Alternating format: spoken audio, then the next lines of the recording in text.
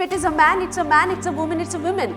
I don't think I would be compromising just to tick on my D&I score whether I have 30 women, so we are going to perform. I would rather say I have 30 competent women, so we are performing. So just by having a gender diversity, that doesn't mean you are going to have a very different performance level. Are we then not doing injustice with the men? What is happening with the 70% men? They are also equally contributing. It's not just because of the women.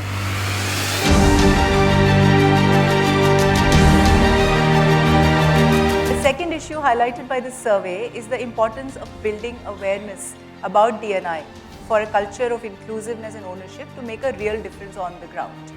This is also experienced as a big reality gap that may be addressed to take workplaces to a higher trajectory.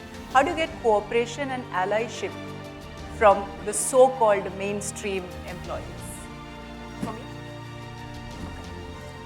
Okay, so I have been hearing different views, and there are a lot of things happening in many organizations. For me, when we see D&I as a topic, and I think I'm going to talk pretty contrast, and that's a diversity here sitting. Okay, I'm not going to say that we need to have a strategy or we need to do this. I would say, why do we need a strategy for something as fundamental as being human? Why do we need a strategy? Why do we need scorecard? Why do we need policies?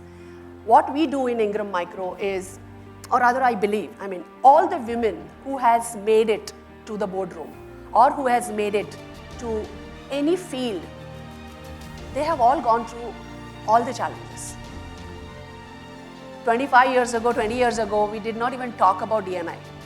They had managed their kids, they have managed their family, they have managed their emotion, everything, right? Challenges were same, nothing different. So I believe that if you try to do things right at the fundamental level, where these discussions only should not happen. If a candidate, whether she's a man or, whether the candidate is a man or a woman or a transgender or anybody, if he or she deserves, has all the, required capability, willingness, whatever is needed for the job, just give it. If it is a man, it's a man, it's a woman, it's a woman. I don't think I would be compromising just to tick on my D&I score whether I have 30 women, so we are going to perform. I would rather say I have 30 competent women, so we are performing. So just by having a gender diversity, that doesn't mean you are going to have a very different performance level. Are we then not doing injustice with the men? What is happening with the 70% men? They are also equally contributing. It's not just because of the women.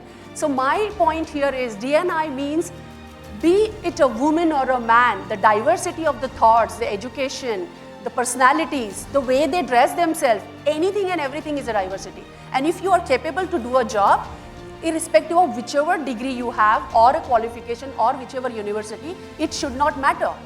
You bring that value to us, so we have hired you, so we are performing. Not because you are a woman, we are performing. That's how I see it. So I think we fundamentally work. So I'll give you a very classic example where this whole thing triggered. Policies are there. Processes are there. The leadership is talking about in every town hall, we need to do this, we need to do that, D&I, blah, blah, blah.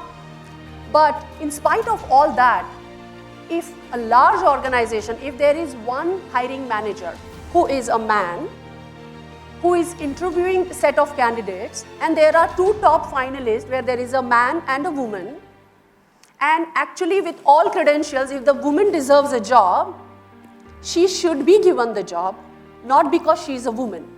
And this man felt she is in an age where she is already recently married, she might get babies, and then he is choosing a man over a woman. That's a problem for us.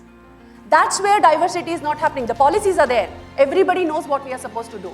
So if we push that person, a hiring manager, to hire a woman just to make sure that there is a woman, anyways the experience for that woman and the hiring manager is not going to be good.